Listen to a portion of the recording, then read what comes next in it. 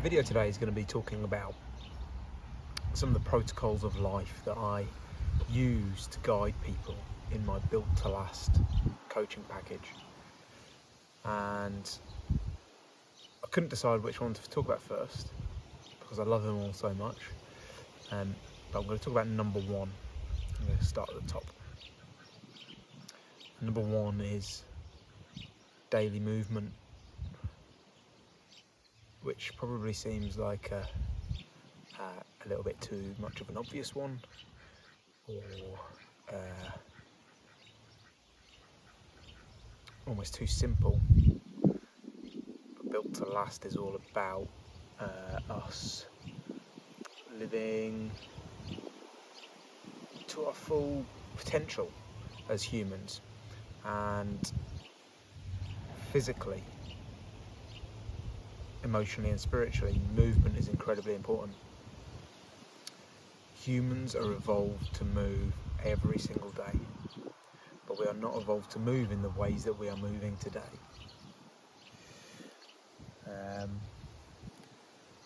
What do I mean by that? I mean that I think the fitness industry is a less bad version than just sitting around. Well, the version of movement that the fitness industry promotes is a less bad version of just sitting around doing nothing, which is what many people have to and do day in, day out. So let me be clear that some form of movement is always going to be better than no movement. We certainly, as humans, are not evolved to sit on the sofa, sit in our chairs at the desk, slouched and stagnant. That's the big thing, stagnant. That stagnant energy. We're evolved to be outside and moving. Being outside and spending time in nature is protocol number two, and as important as movement, but something that's come first. So what sort of movement should we be doing? Well, there needs to be a lot of easy movement for starters, in different positions.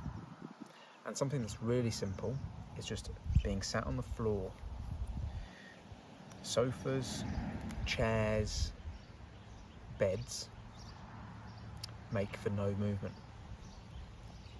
What I mean by that is that they are designed to cuddle us and embrace us in their comfort. And it's all well and good we have sofas in the house, but secretly, well, not so secretly, I keep asking Claire, I want to get rid of them, and I want to have floor cushions and a rug, because I think that we're evolved to sit on the floor and be on the floor much more than we are, and what being on the floor makes you do is fidget like fuck. I'll be very surprised if I can do this video sat like this, but I can only sit like this right now because I've been making an effort, certainly over the last 6 to 12 months, to be on the floor more, because it produces more movement. Slowly over time, that also improves your mobility and your ability to move in other ranges of motion. Outside of that, we need to be walking more. And, that's an easy thing that we can build into daily life. For a lot of people, it's the easiest thing. It's the easiest form of movement that you can just add into your life. Take the stairs, not the lift. If you commute, walk to the station, get off a stop earlier, or get off a bus a stop earlier, and walk that extra half a kilometre to work. Yeah, it might mean you have to get out of bed 5-10 minutes earlier, but just sort of like, at lunchtime, don't sit at your desk and eat your sandwiches or have your food. Don't go and sit in a pub. Don't go and sit in the canteen. Get up, go out. Have your sandwiches sat on the floor in a park, unless it's England, where it's probably raining, in which case you need to have your sandwiches at your desk quickly and then go for a walk in the rain. If you become focused on moving more through the day and take it seriously, you can achieve a huge amount more movement. It's something I've thought about a lot, and I found it quite easy just to build in that extra movement. Always trying to think, do I really need to be slouched in this chair right now? I think if I had, I'm very lucky in that I don't have an office job, but if I did, and for when I'm doing work at home on the computer or my programming for clients, I'm always at a standing desk or I'm sat on the floor. Bella, why are you sat there? And I think it is, Bella's got some thoughts that she's going to share in a minute, and I think that if you really want to improve your health and your vitality and your ability to be built to last, if you want to be built to last, then making more movement, more easy movement, an integral part of your day every day is really important. Make walks the way you and your family socialise. Claire and I do all of our talking and thinking and being together on walks. We go out for walks as much as possible, and yeah, it's fucking hard in the winter. We live in one of the wettest places in the UK, good old Cumbria, and so the winter is a challenge. But we walk a fucking load, and it is so powerful for our relationship and also so powerful for our emotional well-being. Body, spirit, mind. Movement addresses all three of those. If I'm in a bad place mentally, going out for a walk almost always makes it feel better. Now, it's got to be more than 10 or 15 minutes on my own. That's chasing possibly a rat. And certainly if I go out for long enough, I would say 30 to 45 minutes will almost always make me feel better. So do not underestimate the power of just being outside in nature and moving. Now, other than easy movement, I would say that for most of us, our lives are so physically unchallenging that we do need some form of training in there. And ideally, we're looking at 2 to 3 resistance training sessions a week and 2 to 3 cardio sessions a week. Now, the more easy walks you go on, the less cardio I would say you need to do. And this training, it doesn't need to be elite athlete 2-hour sessions twice a day or even once a day. I'm talking about 30 to 60 minutes in the gym or using your body outside 4 to 6 times a week. Combined with good quality food, you are going to look, function and feel great. You're going to be built to last. Now, what I'd say about the way we build movement into our lives in terms of training, being in the gym and doing cardio training, is some form of variance is really important over the long term.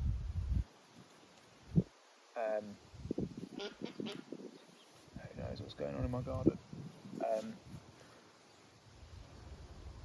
Varying your movement is important, but not every session for the sake of it. Constantly varied, high intensity. People get lost in this and they think that every session has to be completely different, which is what CrossFit did. And I went down that road.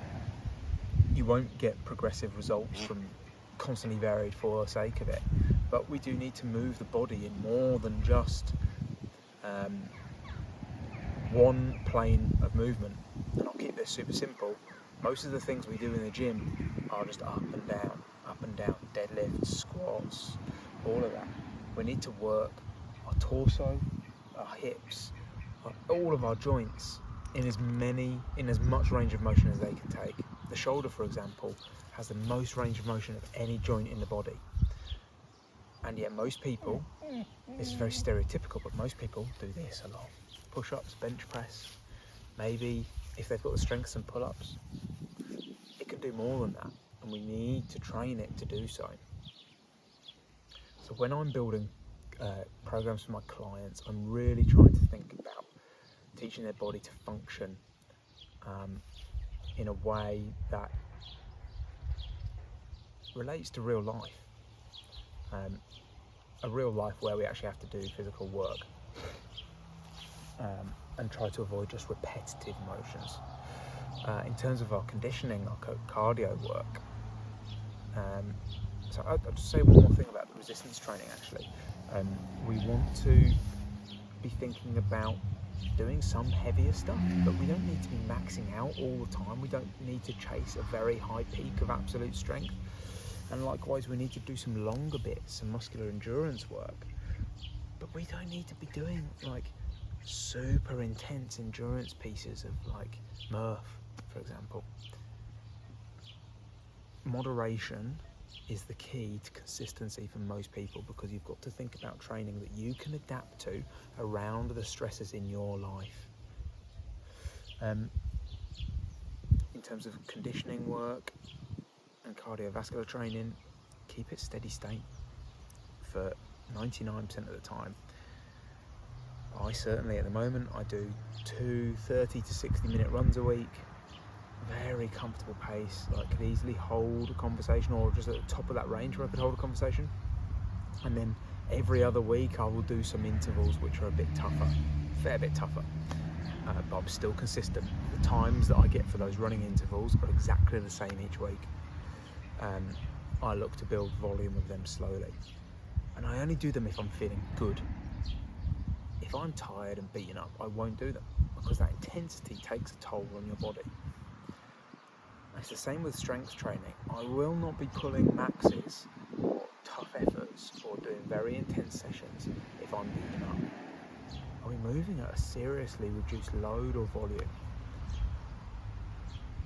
because that's part of being built to last, is not absolutely destroying ourselves and digging a hole that is too deep for us to get out of when we're actually trying to build ourselves up. So the first protocol of being built to last is movement every day in some form. Forget about it just being training, because there's people out there who train real hard for an hour a day and then do fuck all.